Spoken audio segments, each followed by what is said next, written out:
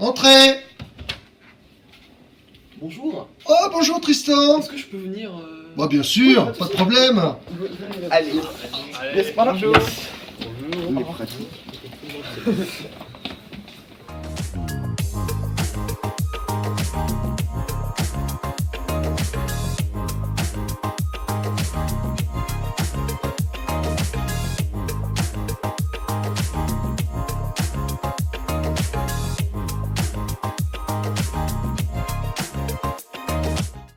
Bonjour, on se retrouve pour le 9e Attends. Vous m'avez oublié là? Ah pardon, bonjour Tristan. Bonjour Hermione. On reprend. Bonjour à tous. Donc pour ce 9e numéro, nous commencerons par le slam réalisé par les 5e 1 et 5e 6 organisé par Madame Dry. Ensuite, j'interviewerai une jeune footballeuse qui va bientôt intégrer le Stade Malherbe. Après cette interview, des 6e, nous parlerons de l'histoire des frères Angot, deux soldats de la Première Guerre mondiale. Puis, Louis nous parlera de son sport plutôt insolite, le floorball. Pour finir ce 9e numéro, Léa posera des questions aux secondes qui sont revenues spécialement au collège. Donc, pour commencer, la télé de Paul vous présente le slam des 5e. Bonjour. Bonjour. Aujourd'hui, je vais vous interviewer pour le projet Slam que vous avez eu. Alors, tout d'abord, quand vous avez eu cette idée et comment cette idée vous est-elle venue?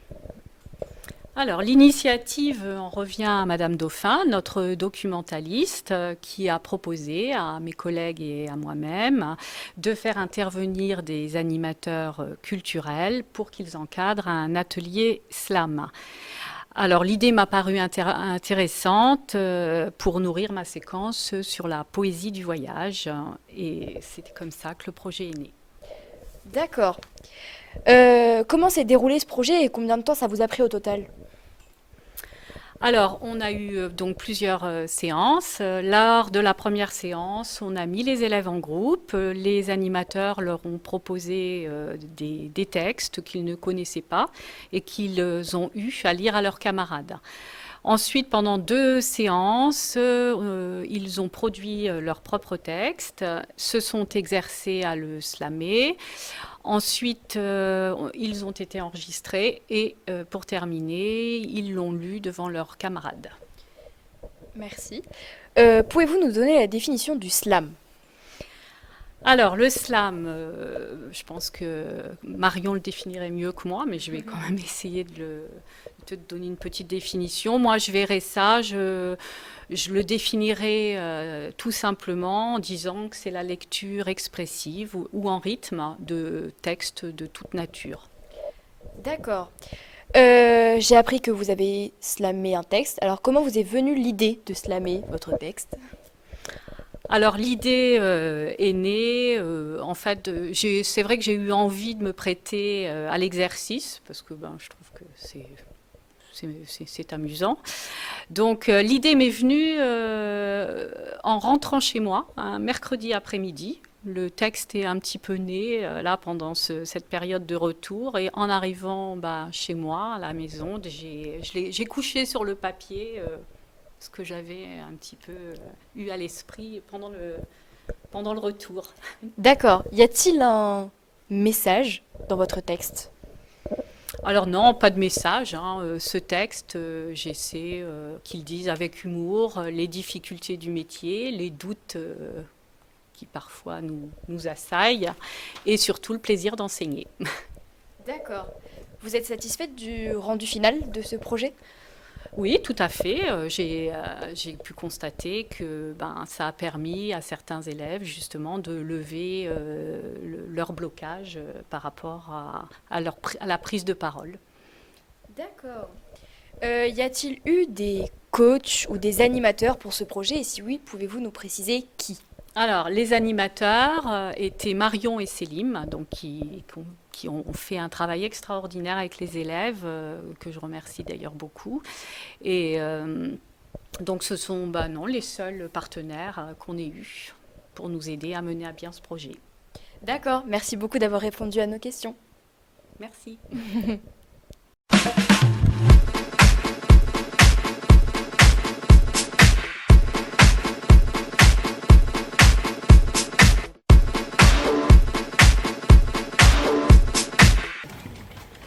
Ce matin, je suis allée voir le docteur parce que je n'allais pas très bien.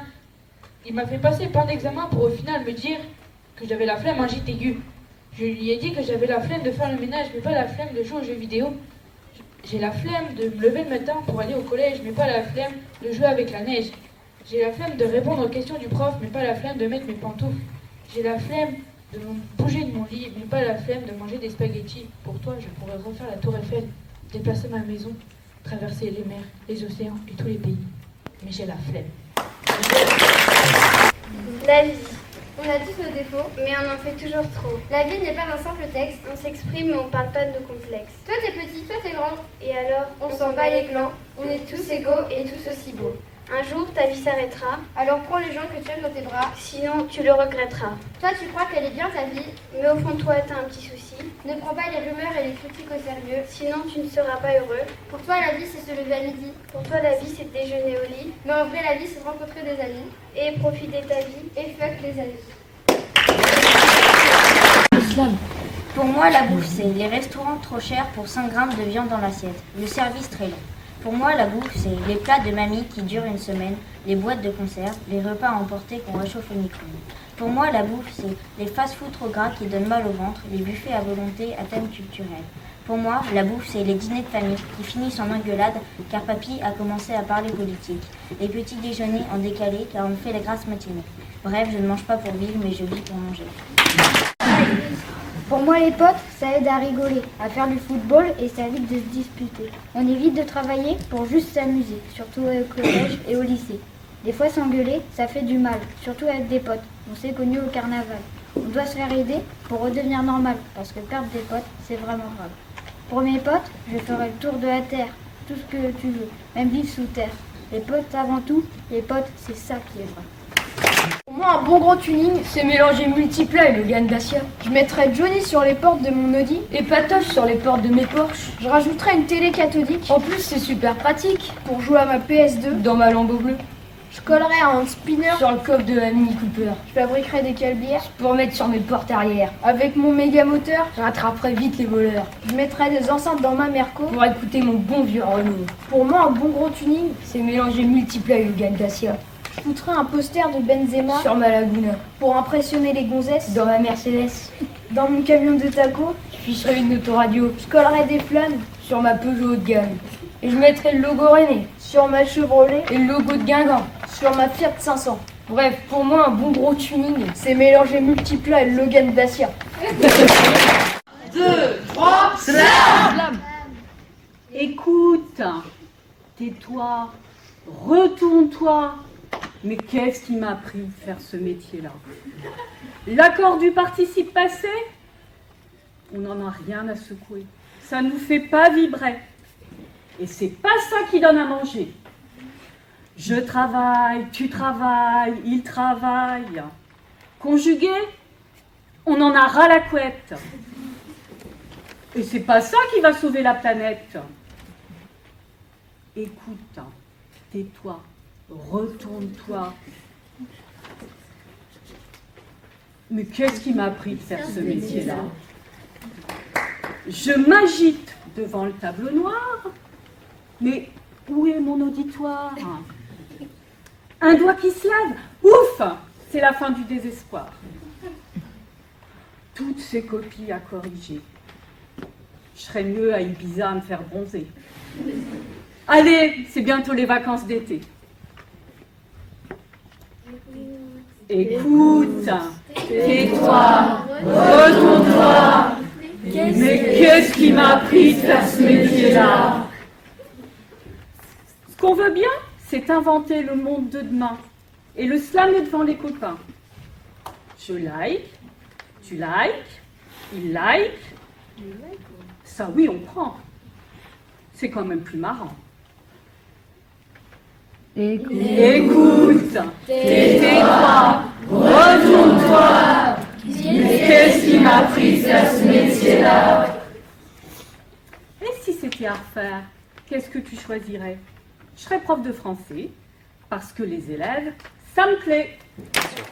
Alors, la joueuse de football qui va bientôt intégrer le Stade Malherbe, c'est toi, Hermione.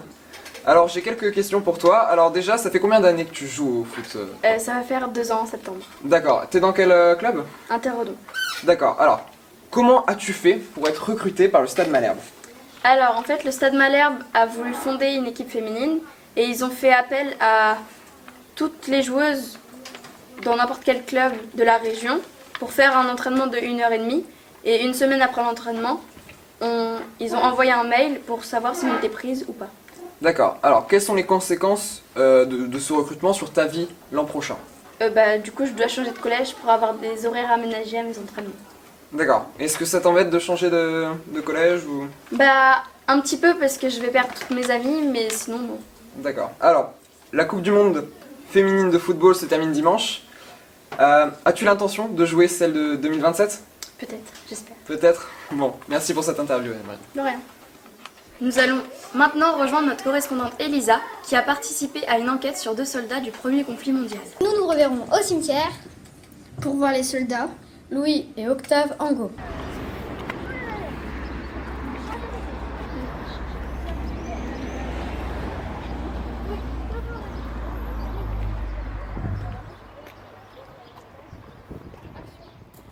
Voici donc la tombe des frères Angot, Louis et Octave.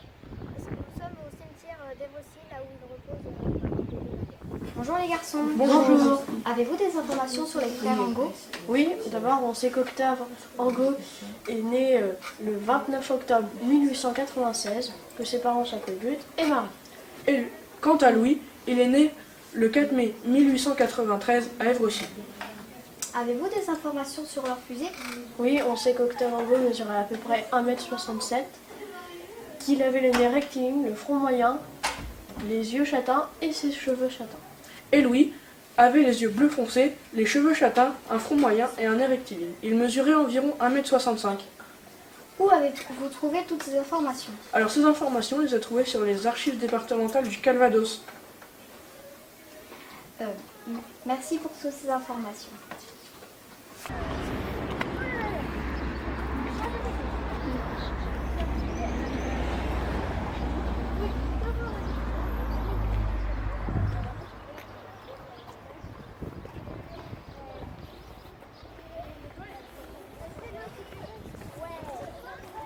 Vous connaissez le floorball? Nous allons rejoindre Louis qui est au gymnase et qui organise une initiation.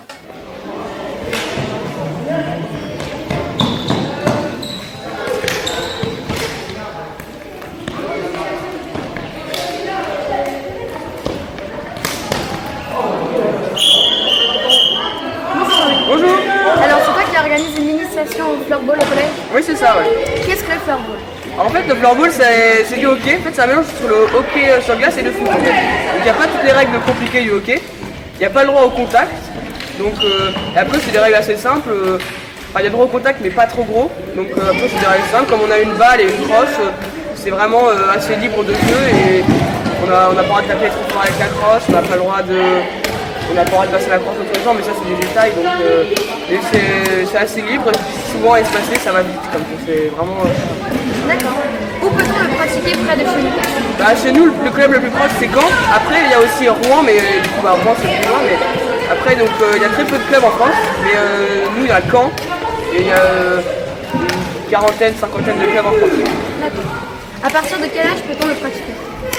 Chez nous à Caen, on commence à partir de 8 ans, on peut prendre des jeunes, parce qu'il y a plusieurs catégories en championnat. Il y a la catégorie U11, donc c'est la plus petite catégorie chez nous. Après il y a U13, U16 et après on passe en senior. Donc on commence dès 8 ans. Existe-t-il un championnat de floorball?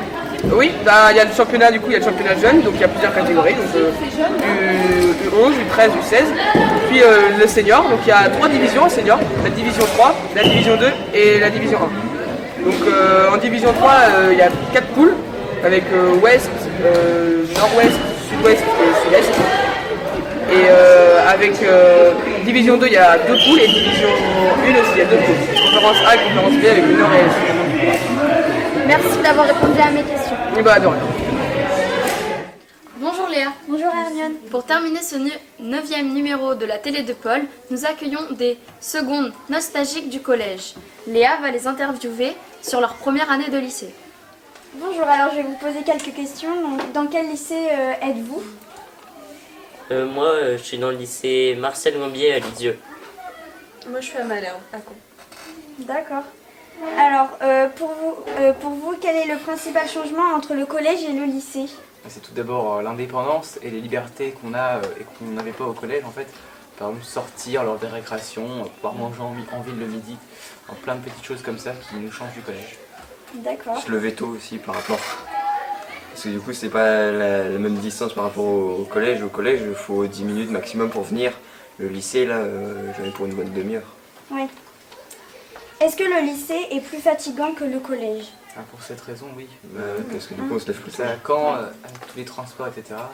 Et puis le fait que ça finisse beaucoup plus tard aussi, 18h, c'est assez fatigant. D'accord. Est-ce qu'il y a beaucoup de monde dans les classes? En général, oui. 35, 35, c'est le classique. C'est le seuil maximal. D'accord. Est-ce qu'il faut aussi prendre beaucoup à l'avance pour les devoirs ou les contrôles? On est censé le faire, mais... En théorie, oui, mais après, en réalité, c'est pas grand monde. Ouais, c'est pareil, ça change pas à niveau là. Des gens sont organisés et d'autres ne le sont pas. Ouais. Voilà. D'accord. Puis niveau quantité de travail, ça change un peu, mais c'est pas le triple non plus quoi. D'accord. Merci pour vos réponses à mes questions. Bien. De rien. Bon, l'année prochaine, Kevin, hein Salut. Allez go, on y va. À plus. Ce que je te disais, ouais.